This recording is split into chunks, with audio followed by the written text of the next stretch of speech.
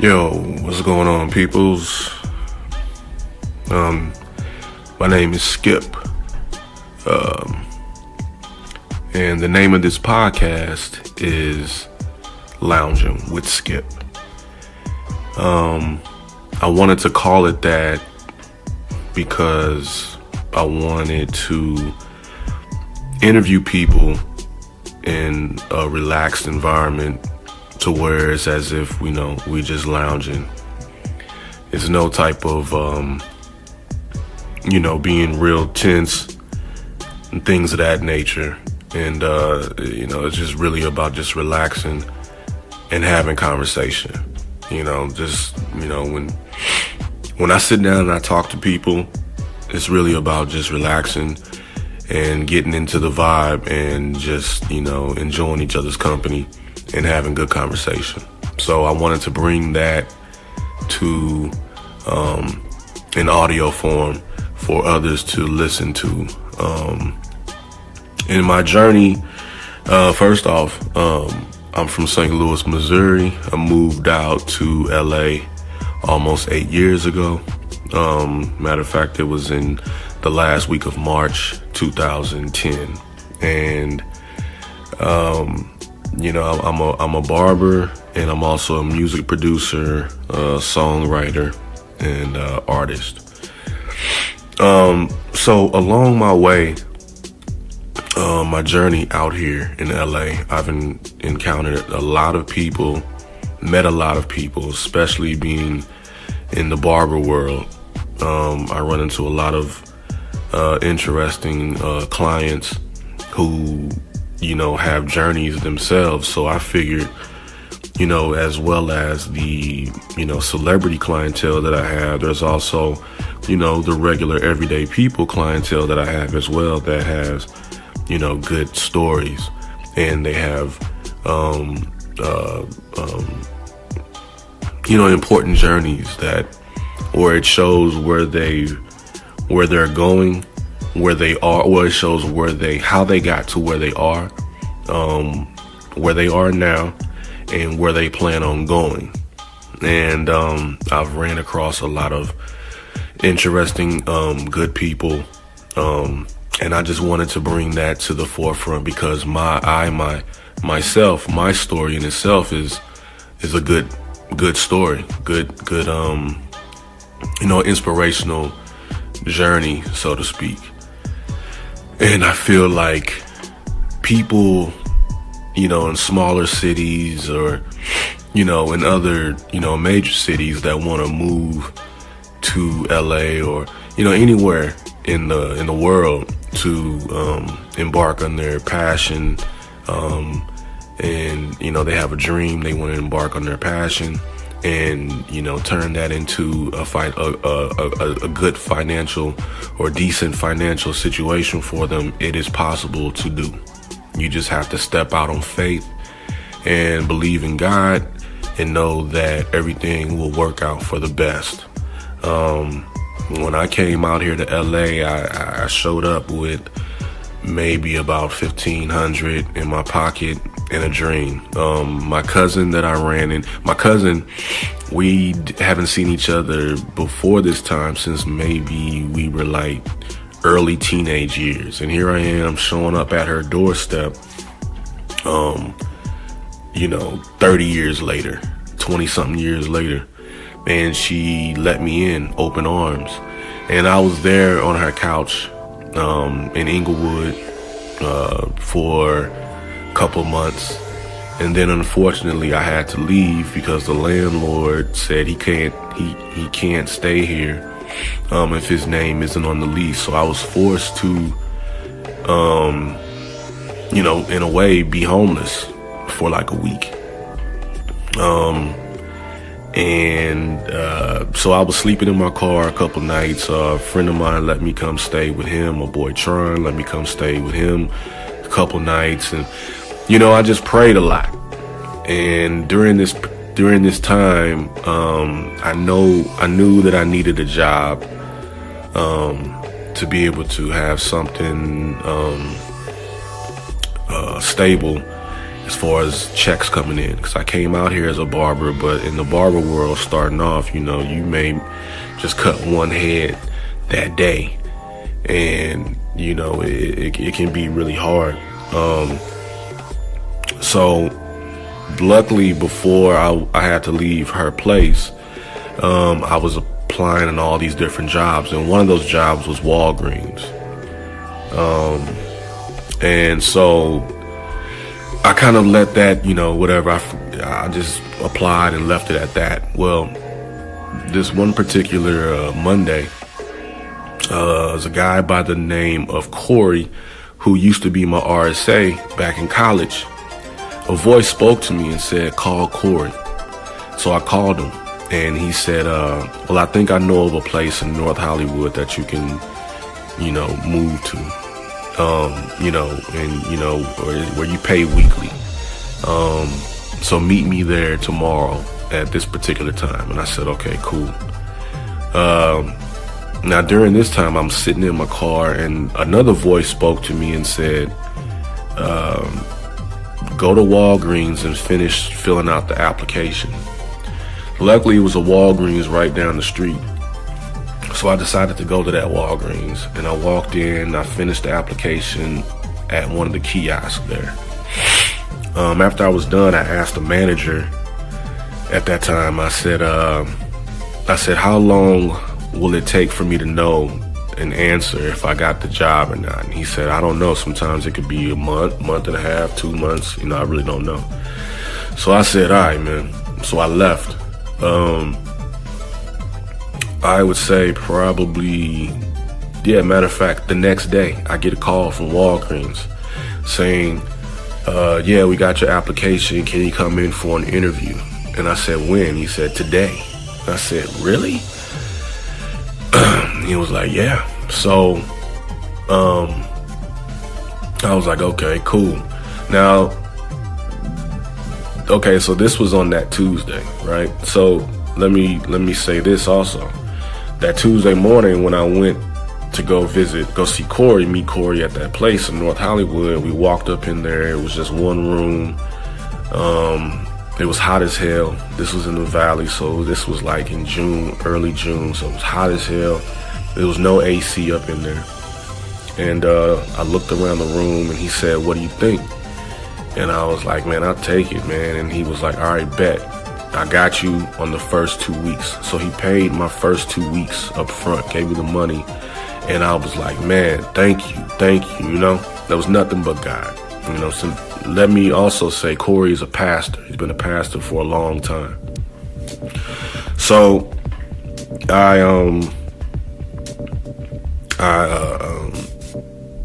made my first payment, and I had a place to stay. Moved all my stuff in there. And then that next day I had an interview at Walgreens. And I drove out to Walgreens, had the interview. And now before this, a few months before, I had stopped, smoking weed and whatnot. Something told me you're gonna need a job when you get out here.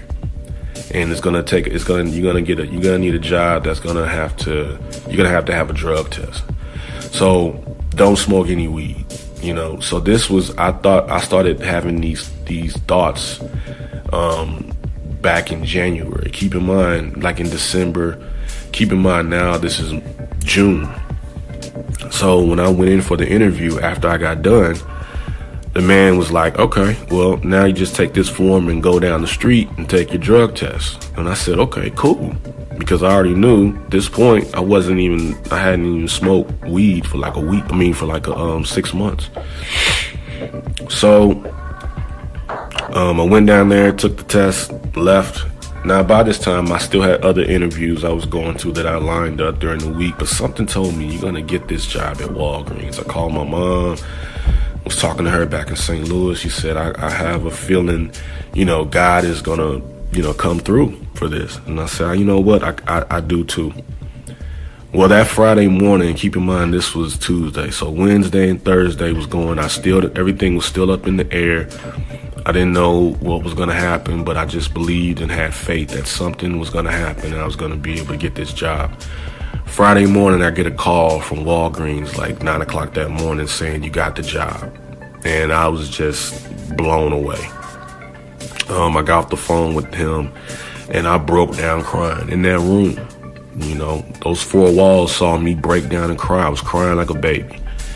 And I knew that God, has me. And this was going to be a journey that he was going to be with me no matter what. And so at this point, also I'm in North Hollywood, but I was assigned to go work in Torrance. And for those that know, driving from North Hollywood to Torrance is a long distance, and I had to be there at like 4 a.m. So keep in mind, I'm driving. It was taking like an hour to get to work, and that's like no traffic. 45 minutes to an hour, no traffic. So I had to leave North Hollywood like 3 a.m. 2:45 to make sure I was there.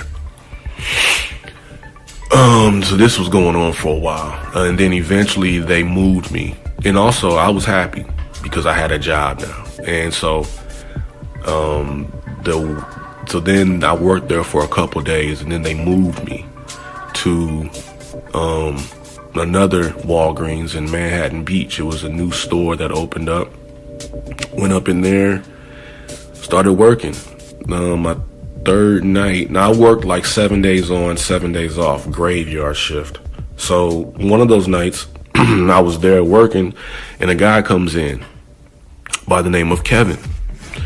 And, black guy. So me and him are in there talking, and he's looking through like the Source magazine or whatnot, and he runs across Bahamadia, and I said, man, what you know about that? I saw him looking at it. I said, what you know about that? And I think he mentioned something about that was his cousin. And I was like, oh, really? So then we got to talking. He was telling me that he, does casting for, he's doing casting for this show. I forgot the name of the pastor. I think it's Sid Roth. And I was like, oh, okay. And I said, well, if you need a handsome guy to stand in, light-skinned guy to stand in, somewhere, hit me up, man. I don't mind playing background. So he was like, okay, cool. So I gave him my card. He hit me up the next day. And this was the day, the beginning of my week that I was off work. And he said, you want to work? And I said, yeah. He said, it's also going to be, you get paid at the end of the day. So I said, yeah, hell yeah.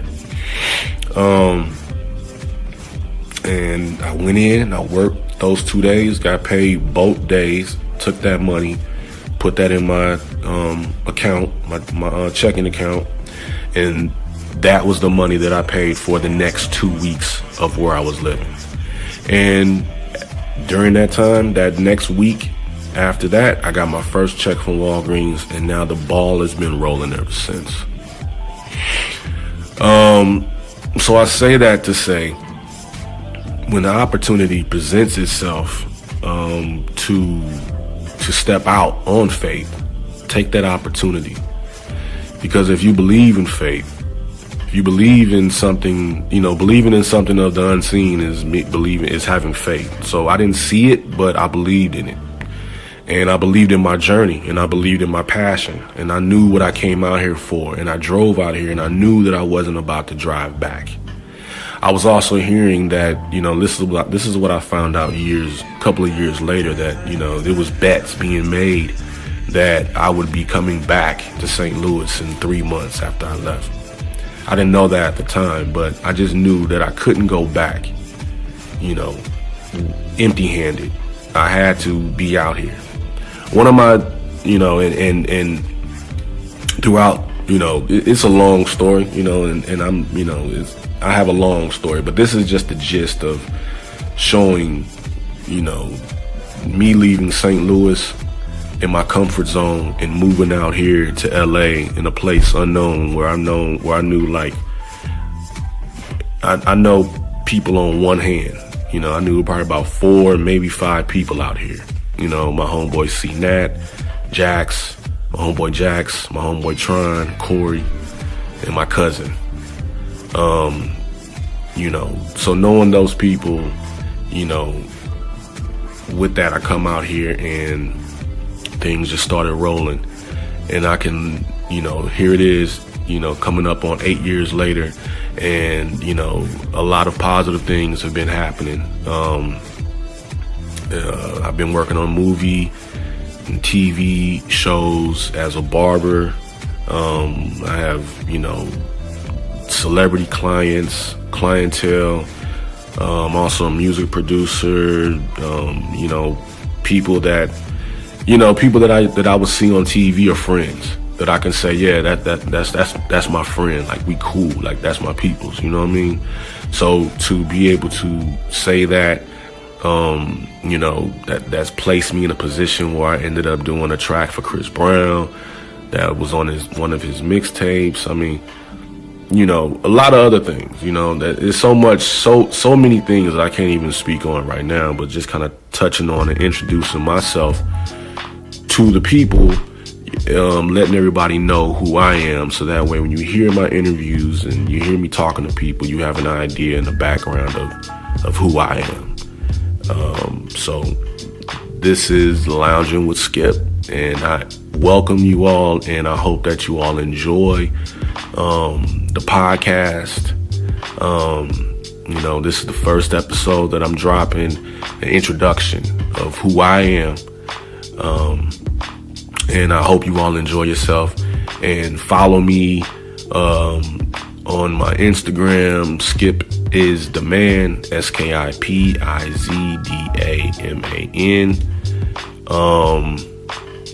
You know, follow me on SoundCloud, you know, just in all the social media openings. Just look for me, Loungin with Skip, and I hope to hear from you all, and I hope to get good feedback from you all, and I hope you all enjoy and experience the podcast the way that I experience it, that I want you all to experience it.